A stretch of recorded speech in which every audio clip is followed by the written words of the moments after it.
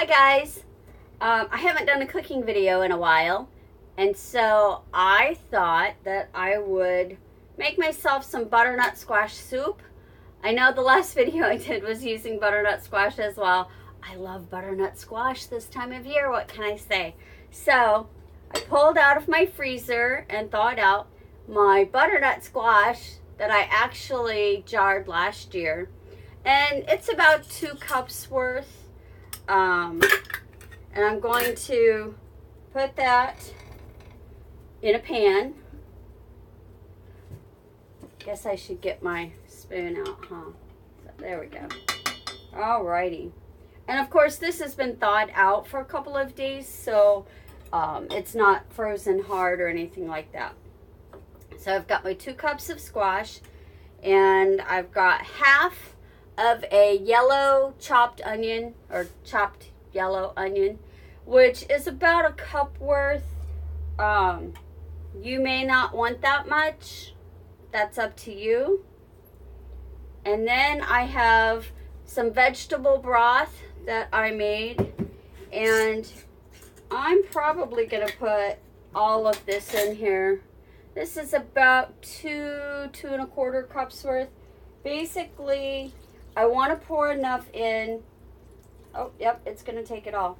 I want to pour enough in so that it covers the squash and the onions. And then what else I'm going to do is I'm going to add some sage, which this is from my garden last year. And I like a lot of sage, so I'm probably going to put in about a tablespoon. Yeah, because it's all going to get ground up anyway.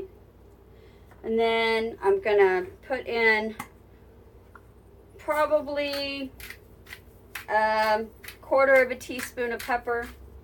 I also like my pepper. And a 1/4 teaspoon of salt. You can use a salt alternative if you want. And what you're going to do, just kind of stir it up a little bit just so that the herbs get good and wet, and you kind of break up your onions a little bit. I'm going to put the lid on it, and I'm going to turn my stove on high. And the goal here is to let this come to a boil, and you want to make sure that it boils long enough for your butternut squash to become tender. And after it becomes tender, I'll show you what you do with it. You will need some sour cream, just so you know. Yeah, and that's all you're going to need after this. Oh, and a blender. You're going to want a blender too. So I'm going to stop it here and let this cook down. And it'll probably be about 20 minutes, I'm going to guess. What I like to do personally is I'll boil it for a little bit with the lid on, and then I'll turn the heat off and let it set, and just, you know, let it kind of cook using the radiant heat left from the pan. I'm using a metal pan.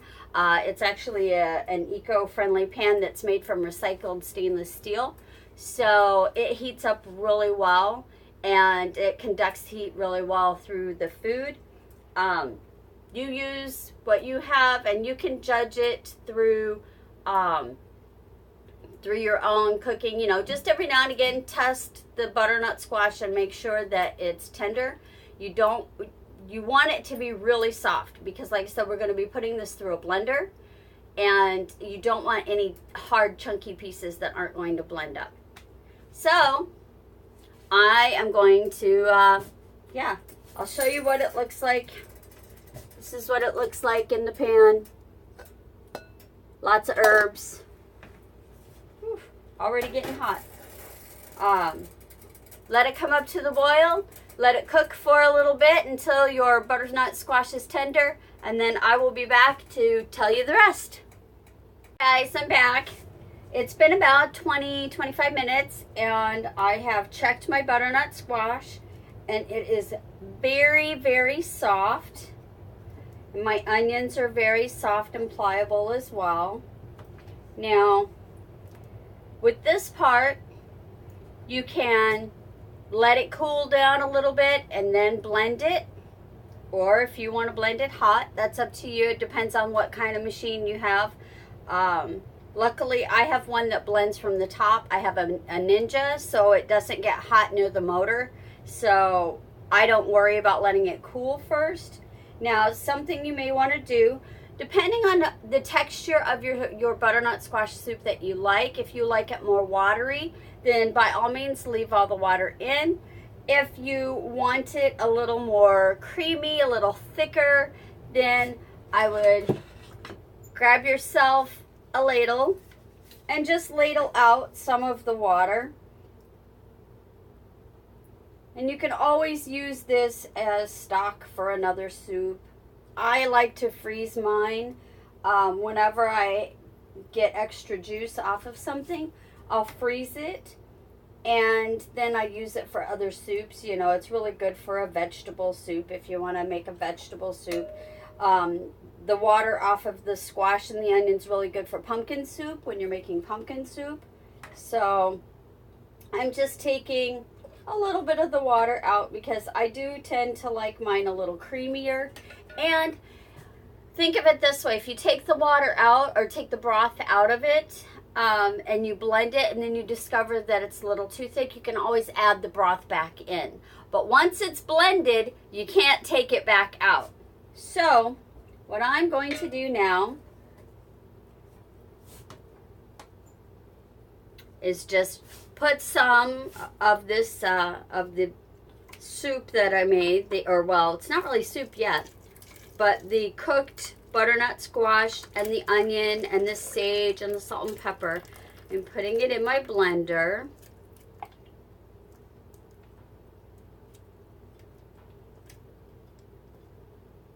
And I'm trying not to make a mess because I'm not left-handed, so holding this pan left-handed is a little difficult. Tabitha, get down. You don't want this.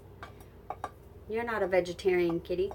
Now, if you are not vegetarian, you can use chicken stock in this. Chicken stock is really good in this.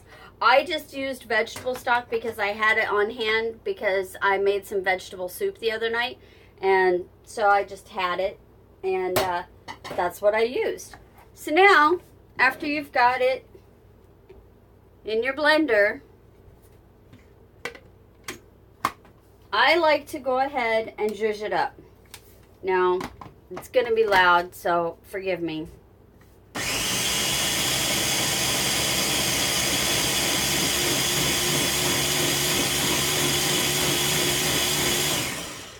Okay. Oh, that looks so good. Oh, and it smells good too. And this is what it looks like when it's all blended together. And like I said, I like mine a little thicker, so I tend to put less water in it, or less broth in it. Next thing, sour cream. And I like mine really creamy, so I'm probably gonna put about a half a cup worth of cream in here. Don't mind my mess. There we go. So put a half a cup of cream in there, and then gonna zhuzh it up again. I like to do the first zhuzh before the sour cream, just because if there's any bits or pieces that you need to work through, you're not cooking the cream right away. So let's put this back in here, and it's going to get loud again.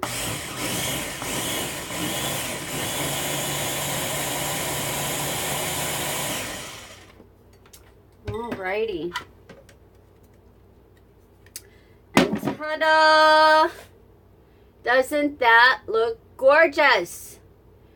That, my lovelies, is, it's shadows, but that is my quick and easy butternut squash soup.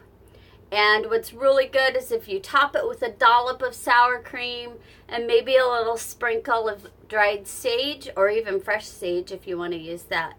This soup can now be frozen if you want to freeze it. Of course, let it cool first before you put it in a container for freezing. And it can be kept, you know, for 6 months into the freezer. If you put it in the refrigerator, be mindful that it does have a dairy product in it. So it may only last about a week. You just have to keep an eye on it. On the other hand, mine never lasts more than a couple days because I absolutely love, love, love my butternut squash soup. So I hope you enjoyed this video, another, I guess, in Gypsy's kitchen video. And please like, share, and subscribe, and click the bell icon so you can get notified whenever I post another video. I post videos on Tuesdays and Sundays, most definitely.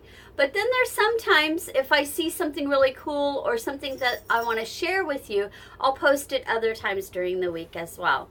I have an email address now if you would like to if you'd like to contact me directly, and it is smallwoodhomestead, all one word, at gmail.com. By all means, you know, drop me a line. I do check my email pretty much every day, so I'd love to hear from you. And check out my other videos as well, because I have several different kinds. I have crafting videos, I have practical paganism videos, I have homesteading videos, and nature videos. If you just want to see all the beautiful critters that run around my property, my 12.5 acres in the woods, check those out too. Let's see, did I forget anything? Oh, there is a link in the description below. Some of you have asked about giving me gifts. There's a link in the description below if you would like to do that. Of course, there's no obligation to, and I don't expect it at all. And before too long, probably after the first of the year, I'm going to get a post office box so that if you want to actually send me some snail mail, you can do that as well. And if you do that, if you send me snail mail, if it's not too private, then I will open it on camera and share it with everybody that's watching. And yeah, until I see you again, if I don't see you before Christmas, which I probably will, have yourself a merry little Christmas. And let me know how your butternut squash soup turned out. Let me know if you added anything differently. I've heard some people that add celery to their butternut squash soup. I've also heard people that add sweet potatoes to it. So, you know, this is just my quick and easy version. Let me know what your versions are in the comments below. Have a nice day. Namaste.